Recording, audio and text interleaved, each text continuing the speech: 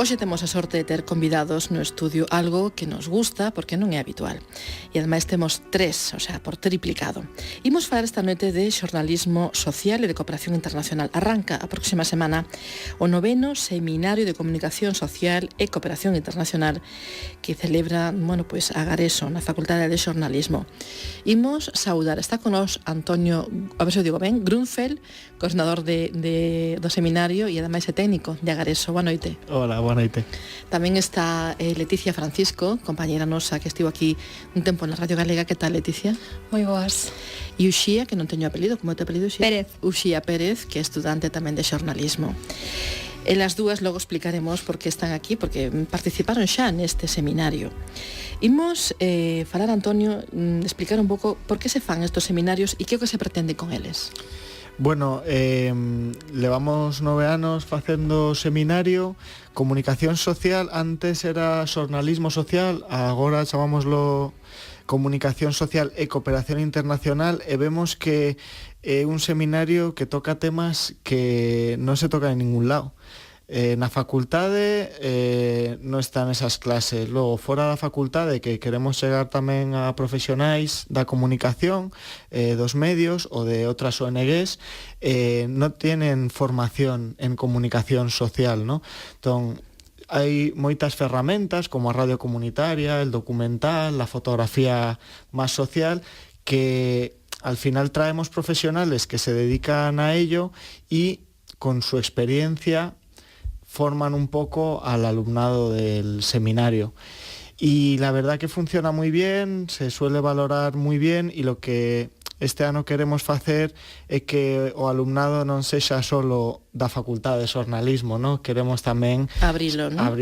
Un poquiño, estámoslo consiguiendo, por suerte, pero tenemos una gran base de la Facultade de Xornalismo, como fueron Uxía e Leticia o ano pasado. Este seminario comeza o día 6 e vai durar ata o 10 de abril, non? Sí, son 10 sesións de 4 horas cada sesión, todos os mércores, desde o 6 de febreiro hasta Semana Santa, máis ou menos. Nas 10 sesións chegan relatores que falan da súa experiencia. Comenzamos con Radio Comunitaria, con Juan de Sola, logo tamén está Antonio Pampliega, que é reportero de guerra, ha publicado 2 libros, trae ao seminario unha crudeza de o que é a guerra, ¿no? Todos os relatores venen de maneira voluntaria, son todos, e claro, al final o que son todos son un pouco activistas, ¿no? Tienen que lanzar un mensaxe. A Pampliega o ano pasado foi impresionante como trajo a crudeza da guerra, ¿no?, al seminario. Y luego, bueno, también ponentes de aquí como Yelena Perozo, que nos habla de feminismo, Gabriela Sánchez Iglesias, que estuvo en Agareso en sus inicios, ahora está en el diario.es, en la parte de desalambre, ¿no?, de inmigración y cooperación. Y bueno, un popurrí donde tocamos vídeo participativo, visitamos un proxecto de unha ONG que chamase IGASES, que é de tutelaje de menores, sí, tamén nos falan, controlan moito de comunicación sobre a infancia e a xuventude, ¿no? É moi importante neste seminario. Estiveron con nos hai nada, unha semana, precisamente para falar de todos estos temas, e estuveron incluso un rapaz que estivo tutelado tamén. Sí, pues que controlan moito de comunicación e xuventude, para nós é moi importante, ¿no? A infancia é moi importante, o xénero é importantísimo, e a inmigración tamén, ¿no? Como tratar o tema de etnias racializadas ou de colectivos racializados, ¿no? Son cosas que solo en el seminario, entonces al final traemos xente que fala de eso e créase un entorno de debate totalmente libre, donde os estudiantes ou os profesionais poden preguntar, pues se pode debatir de temas que é moi difícil poder falar en outros sitios, ¿no? Cantos alumnos máis ou menos van participar? Tes a inscripción pechada xa? Depende, no, aínda está aberta, entón hasta o 6 de febreiro está aberta a inscripción.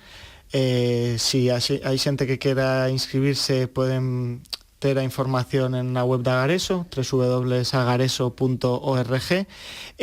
O ano pasado foron 26 alumnos e alumnas, o anterior foran 17. Bueno, va cambiando, depende un pouco, pero este año gustaríanos chegar a 30 alumnos e alumnas, estaría fenomenal. Pois nada, ainda está aberto, sei que todos os que nos escoitan e teñan interese na comunicación social e na cooperación internacional poden inscribirse. Agareso é a Asociación Galega de Reporteiros Solidarios, unha asociación que nacía hai 10 anos, máis ou menos, e, bueno, pois da que tuven a ocasión de participar con eles e traballar con eles, e tamén teño que decir de participar nestos seminarios, en uns seminarios precisamente que, bueno, que foron moi constructivos, porque ali, bueno, pois cada un de nós aportábamos a nosa experiencia, non, no traballo social. Ao final, cando remata todo este seminario, aí, digamos, se escollen ou se elixen determinadas persoas. Contame para qué. Bueno, no se elixen así porque sí, ¿no? Porque no seminario proponemos un traballo individual, que os alumnos e alumnas fagan un traballo individual e uno de grupo. Entón, con esos dous traballos que son voluntarios, non é obligatorio, pero si queren facelos, entre esos traballos e a súa participación no seminario, que tamén é importante nestos debates que te comentaba antes, pues entre os alumnos que presentan esos traballos e a participación, os 2 ou 3 mellores alumnos e alumnas nos vamos a Marrocos como un viaxe de prácticas, ¿no? A facer algo de periodismo, está totalmente aberto, ¿no? Para poner en práctica un pouco todo o que hemos visto nas 10 sesións, ¿no? Este ano viñeron Uxía, Leticia e Marcos tamén, outro estudiante, e estaba totalmente el tema abierto. É verdade que era unos perfiles mucho como de un equipo de rodaje realmente, en cuanto lo vimos. Leticia con el guión, Uxía y Marcos más con las cámaras. Entonces llegamos a Marruecos, ahí tenemos organizaciones amigas, ¿no?, de Agareso, empezamos a visitar un poco los proyectos y al final se decidió hacer un documental sobre la mujer. Esto fue en junio y ahora pues un trabajo que han hecho enteritamente ellas, que es el documental, todos los procesos desde la idea, guión, grabación, edición y ahora que lo están presentando, es todo hecho por ellas, ¿no? Y desde Agareso pues les hacemos la ayuda, asesoría, cobertura como organización, pero realmente el trabajo lo están haciendo ellas y yo estoy orgullosísimo, la verdad. Leticia y Uxía están con nos precisamente para contarnos esa experiencia. Presentaban estos días este documental, traducido, ven a decir así como A Rúa é Nosa, en árabe, creo que algo así como Zanca Dialna, pero bueno, dito así, tal cual. Contádeme como foi esta experiencia, imagino que enriquecedora, pero como xurde a idea ademais de facer un documental, Leticia? Bueno, a idea xurde xusto creo que cando chegamos ali foi, creo que incluso no primeiro ou no segundo día vimos que moita da xente coa que íbamos falando das asociacións e demais que, como falaba Antonio, coas que habíamos quedado para recorrer Marrocos, pois surdiu que todas as persoas coas que falamos eran mulleres, non? Mulleres que estaban ao fronte desas organizacións, desas asociacións, e vimos que moito do traballo que mesmo nesas asociacións se facía era por conta de mulleres.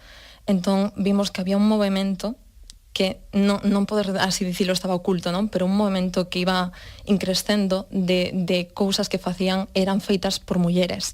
Entón dixemos que ali estaba a idea, era o perfil da muller marroquí a día de hoxe. Uxía, por lo tanto, foi a que decidiu poñerse detrás da cámara. Sí, bueno, a verdade é que eu estudo xornalismo, pero sí que é verdade que me gustan moito as cámaras. Non é moi habitual tampouco no mundo, digamos, máis técnico, que, por así decirlo, tanto as mulleres, non, se animen a facer estas cousas. Pois non sei, a verdade é que a min si, eso tamén un pouco, non? Imos escoitar, se vos parece, un anaquiño do audio deste documental que decíamos se presentaba estes días e que se vai ver en moitos lugares. Imagino que teredes xa un percorrido por aí, non? Imos escoitar.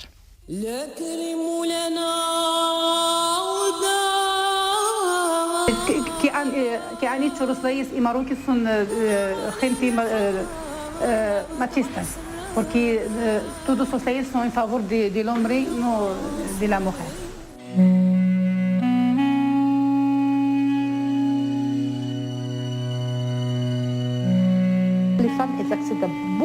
emplois, mais des emplois précaires. Parce que pourquoi elles acceptent les postes que les hommes refusent. نقولوا ما كيعطيوناش الحقوق ديالنا. والحمد لله بدينا كنعتمدوا على راسنا. As mulleres recibíronvos ben, é dicir, fostes ben recibidas por elas, abríanse a contarvos a vos as súas experiencias? Ao principio, como che digo, moitas veces falamos coa xente que estaba ao cargo desas organizacións e asociacións, pero moitas delas, por exemplo, agora a primeira que me ven a memoria, que foi unha das que creo que máis impacto nos causou, que foi a de 100% Mamás, claro, era unha asociación que axudaba a moitas nais solteiras en Marrocos, o cual ali, como coñecemos, é unha problemática. Sí, recordo que moitas nais estiveron abertas, outras non tanto, a contarnos a súa experiencia dentro desa asociación. Imagino que en esa asociación 100% Mamás moitas son mulleres novas, non? Rapazas novas. Sí, eu penso que preto da maioría son mulleres moi novas que non chegan moitas veces aos 20 ou 25 anos, moitas sen estudos, con serios problemas porque a súa familia, por ser nais solteiras, son perseguidas pola familia, pola sociedade, entón hai moito odio cara a elas. Sí, son moi vulnerables, polo tanto non sabíamos xa de primeiro momento que iba a ser moi complicado que nos contaran, que se abriran a nós, que éramos prácticamente uns descoñecidos, e nos contaran a súa historia e nos fixeran tamén partícipes, non, da súa situación. Uxía, e se deixaban gravar e fotografiar ou era difícil? Había que convencelas? Sí, bueno, había un pouco de todo, non? Había algunhas que sí que é verdade que preferían non mostrar o seu rostro, máis que nada por medo, non? Polo medo que las teñen a ser recoñecidas, pero a verdade é que eu creo que o documental é un pouco unha mostra da dura situación que viven, pero tamén do empoderadas que están, un pouco na sombra, como dicía Leticia, pero tamén é un pouco iso, non? Que queren falar, que teñen que dicir. O feito de que haxa ONGs, asociacións que lle estén botando unha man, que lles estén, digamos, amosando outra realidade, imagino que para elas é importante, non? Sí, bueno, porque tamén un problema que hai é que son mulleres moi, digamos, analfabetas, non? É moi complicado moitas veces para a muller acadar unha educación. En Marrocos, polo que estas asociacións o que fan é sensibilizalas e conciencialas de que non é verdade, no? O mundo, digamos, no que viven, non son esa persoa vulnerable da que os homes falan ou da que a propia sociedade e as propias mulleres falan. Como foi esa viaxe? Contadme, vos chegades, vos poñedes en contacto coas persoas que traballan ali en terreo e empezades a visitar lugares, non? Sí, bueno, eso creo que foi máis todo o traballo que fixo Antonio, non? Que nos primeiros días, xa de antes, semanas antes, pero tamén incluso ali in situ, comezou a mover a xente que el coñecía, de coñecidos, unha rede, non? E foi ali como comezamos a buscar. E moitas veces íamos quedando con xente que a vez xa nos falaba con outra xente e nos movía. Por exemplo, no caso dunha asociación que agora creo que non me lembro, AIDA, creo que foi a ONG de AIDA Internacional. Sí, pois ali soubemos dun proxecto que tiñan noutro pobo, noutra pequena cidade en Sexauen, e ali eles empezaron a mover contactos, nos dixemos que sí, que queríamos ir a Chefchaouen, e xa no último día casi da viaxe foi cando nos movemos ali, que era totalmente inesperado porque para nos toda a viaxe iba a estar en Tánxer ou arredores de Tánxer. Entón, un pouco traballo no terreo tamén foi. Antonio, tiñas programado, imagino, que como coordinador un pouco organizada xa previamente o que era esta viaxe, non? Bueno, máis ou menos, porque tamén eu son director de documentais e tamén a miña forma de traballar non está sempre todo programado, non? O documental é un xénero aberto, é moi bonito por iso. Entón, máis ou menos, tamén é que non era o mío traballo, era o seu traballo, non? De facer o documental. Si que é importante, Marrocos é un país difícil para os xornalistas. Non é fácil ser xornalista en Marrocos. E para as mulleres, imagino. E para as mulleres, el doble. Como turista, alfombra roja, pero como xornalista estás perseguido, ¿no? Entón, hai que tener cuidado. Era ese máis mi papel, máis de padre ou de hermano mayor, de aconsejar, asesorar por a miña experiencia en terreo, máis que del traballo. Sí que fixe o contacto coas organizacións, porque é importante, ¿no? Que a xente quiera participar, quiera sair, e tamén ter lugares seguros donde gravar, porque en Marrocos é solo difícil gravar na rúa. E eso para un documental é un grave problema, ¿no? Entón, como hermano mayor, la rede de contactos que falaba Leti, e logo asesoría y consejos en el guión con Leticia, en el enfoque del documental, con las cámaras, con Marcos y con Uxía, ya en los procesos, ¿no? Yo siempre digo que creo que esta semana en Marruecos, estos 8 días, fueron como un máster de un cuatrimestre o de un año en documental, ¿no? Porque en 8 días creo que confirmen elas, pero creo que aprendieron muchísimo, ¿no? Foi difícil isto que nos di Antonio de estar pola rúa e de sentirte mellor observada ou sentirte de algún xeito coaccionada, non? Por ser muller e ser xornalista? Sí, eu penso que sí para todos ao principio, xa dende a primeira chegada ao aeroporto, cando se revisan as maletas, e claro, nos levábamos equipo para gravar, é dicir, un equipo bastante lixeiro, pero era para gravar, entón xa íbamos ca indicación de temos que dicir que somos turistas, que vemos solamente facer fotos e demais, e logo tamén na rúa si que había a problemática de sacar as dúas cámaras a vez, entón, eso, estar con máis de 4 ollos para estar pendente de todo. E como muller, sí, tamén é complicado, supoñe que quizáis para as mulleres dali moito máis, pero tamén para unha muller estranxeira cunha cámara na man non é fácil, non... Como fixestes? Imagino que vos, o que primeiro que se vos ocorreu foi gravar, coñecer, e logo fixestes un guión a posteriori, ou foi un pouco xa ibades con unha especie de escaleta previa? Bueno, a verdade é que ese foi un pouco o reto, non? O sea, a verdade é que estamos agora moi orgullosos do resultado, porque íamos sin un tema fixo, sin un guión, realmente para ese tipo de traballos é moito máis sinxelo levar un guión previo, porque, bueno, hai máis recurso, as entrevistas, todo foi un pouco a medida que íbamos coñecendo a xente e tal, entón a verdade é que en ese sentido foi como xurdiu e saiu ben, así que... Pero tamén é máis pechado se levades un guión previo así, sí. Digamos que estaban máis abertos, non, a captar e a transmitir, bueno, calquera cousa que se vos presentara, non? Sí, a captalo, a transmitilo e tamén a coñecelo. Sí que é verdade que hai o documental dura media hora e temos moitísimo máis material que gravamos ali. Sí que é certo que non podemos transmitilo todo, pero que personalmente nos quedamos con eso, non? Eu creo que tamén eso é unha parte moi importante. Que imos ver nese documental? Bueno, imos ver o perfil da muller marroquí, tanto a día de hoxe, tanto na zona rural como na zona urbana, e tamén da muller marroquí con todas as problemáticas ás que se enfronta día a día na familia, co seu home, os fillos, no traballo fora de casa, ou mesmo a muller marroquí que é nai solteira, e que se, por exemplo, aquí no noso país xa non é unha problemática como puido ser fai 40 anos, ali todavía o é, por problemas religiosos, culturais, tradicionais, pero sí, quisemos enfocarnos nunha muller marroquí e que todo o mundo a vira, igual que nos sabimos que podes ir cunha perspectiva dela totalmente distinta que a que coñecimos despois ali en Terreo, que temos as mulleres daqui do noso país teñen igual de enlaces e os mesmos problemas que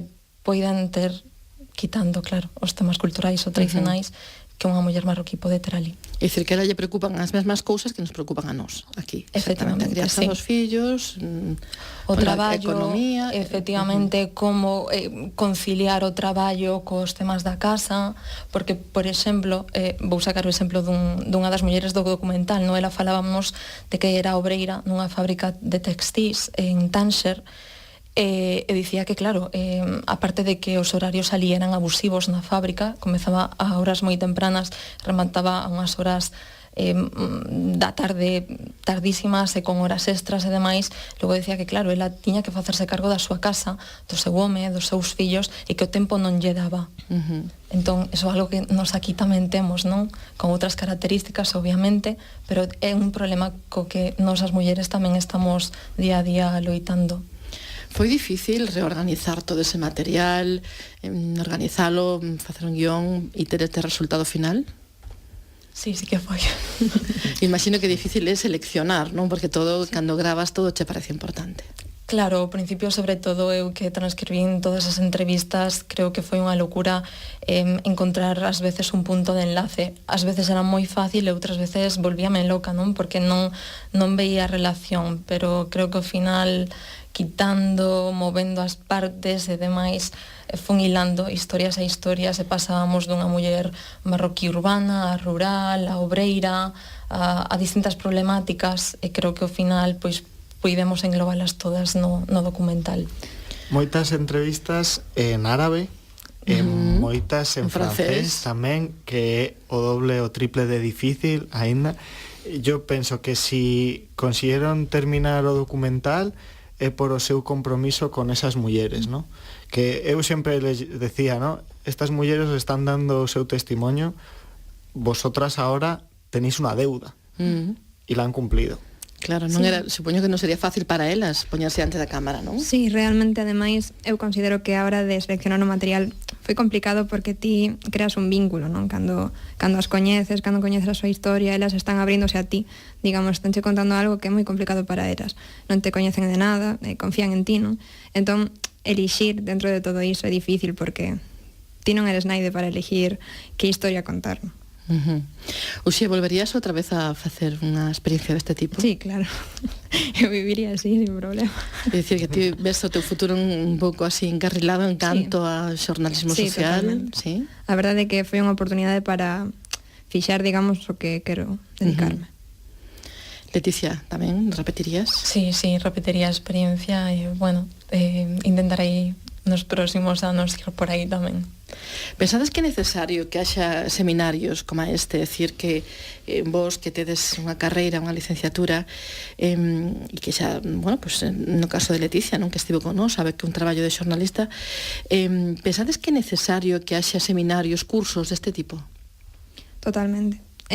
Por unha banda, porque na universidade non temos a sorte, digamos, de disfrutar dunha especialización en isto, que eu, pola miña parte, considero que non é unha especialización, sino algo que tes que incorporar en todo o que faz, non? E a maiores, pois, nos medios, ti cando tes un traballo probablemente te acomodas, non? Tes unha rutina diaria e realmente este tipo de temas, a sociedade evoluciona, cambia, e ti tes que cambiar con ela. Sí, efectivamente, eu creo que é necesario tanto nas facultades de xornalismo que impliquen temas así tanto no temario das distintas materias que pode haber, como, por exemplo, con charlas, pero que sea algo habitual. E tamén, por exemplo, nos medios de comunicación. Nun medio de comunicación generalista creo que tamén é necesario que se toquen temas deste tipo e que se profundicen neles. Onde podemos ver este documental? Zanca Dialna, o que ven a ser a Rúa Enosa. Pois, de momento, é que fixemos un pequeno estreo na facultade, era máis para a difusión do seminario e para ver un pouco por primeira vez, velo en pantalla grande e ver que cosas hai que correxir, pero queremos facer uno un pouco máis grande o 22 de febreiro na Facultade de Filosofía de Santiago, que é a antigua Facultade de Xornalismo. Queremos facer un estreo máis para o público en xeral, para as nosas familias, compañeiros de ONGs, da facultade, un poquito máis aberto. Logo, a miña idea é que se mueva un pouco por festivales, a ver que tal. Eu penso que en festivais aquí en Galicia pode funcionar ben, porque é difícil ver unha temática así, ¿no? De un producto traducido al gallego, de una temática así de Marruecos y de género. Es mi consejo, que lo muevan un poquito por festivales, logo xa que se pueda ver en internet, pero van facelo elas tamén, como todo proceso. Unha historia de voces agochadas que teñen o poder de cambiar as cousas. Ese, digamos, sería o voso titular, non? Sí, totalmente.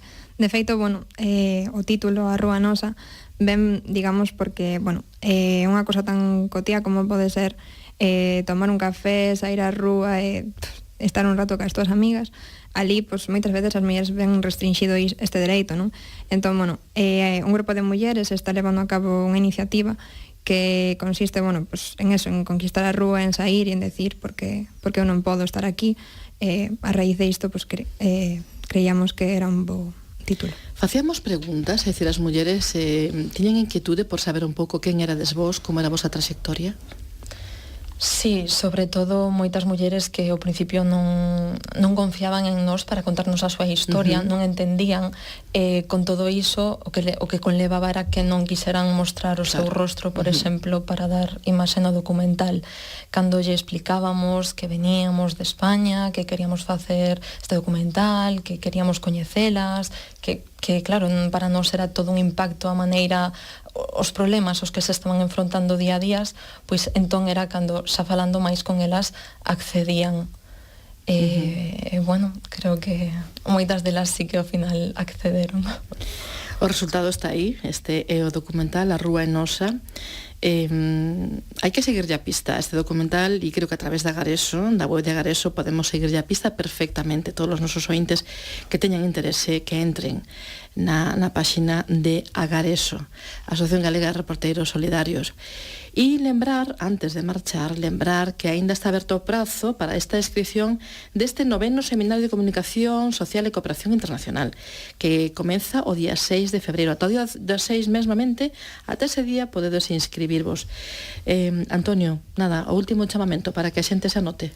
Bueno, pues creo que los mejores testimonios son los de Uxía y Leticia, que fueron al viaje a Marruecos a las prácticas, pero bueno, que lo ven necesario, y yo creo que sí, que tocamos una especialización de temáticas que son necesarias para toda la gente que le guste la comunicación. Ya no tienen por qué ser profesionales o estudiantes, sino gente que quiera aprender un poquito de comunicación. Lo que decía Uxía, con estos nuevos tiempos se habla más de género, de interracialidad y de cultura. Pues bueno, aquí en el seminario vamos a tratar los temas uno a uno. www.agareso.org. E te agradecemos muitísimo a Antonio Gruncel, coordinador de este seminario e técnico de Agareso, Leticia Francisco, compañeira nosa, e que siga o seu camiño dos estudios e da formación. Gracias por estar con nós. E Uxía Pérez, ¿no? Uxía Pérez, que aínda sigue tamén formándose, pero que estamos seguros que dentro de nada haberemos como reporteira gráfica saber en que lugar do mundo. Moitísimas grazas aos tres. Grazas.